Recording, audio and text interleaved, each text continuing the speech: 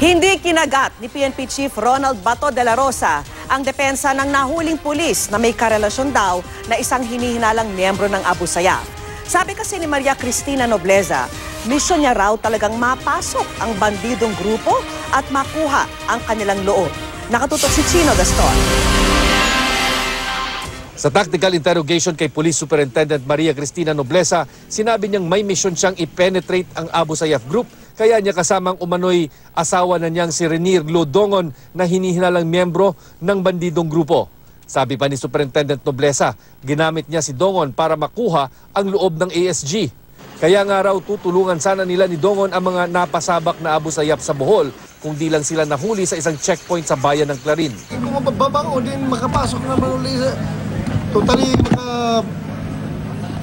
magiging normal na naman yung function ni Dongon doon sa loob doon na mas malaking chance niya na makakuha ng whatever she wants.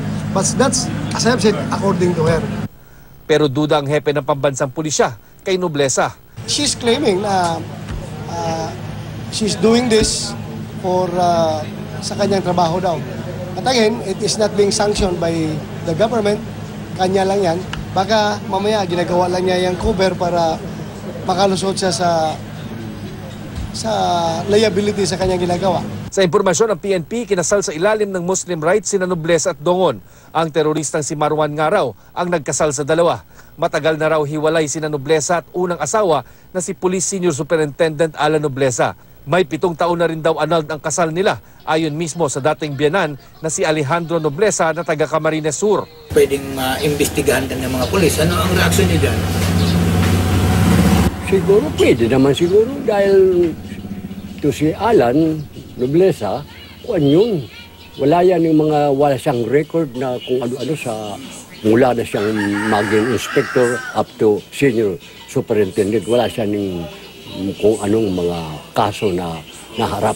Bahagi ng investigasyon ng PNP kay Superintendent Nobleza ang pagtatanong sa mga unit na napuntahan nito sa PNP tulad ng nabuwag na Presidential Anti-Organized Crime Commission para beripikahin ang mga pahayag ng pulis. Inaalam din kung may koneksyon o partisipasyon si Nobleza sa 2015 Samal kidnappings kung saan may 3 dayuhan at isang Pinay ang dinukot ng Abu Sayyaf. Chino Gaston, nakatutok, 24 oras.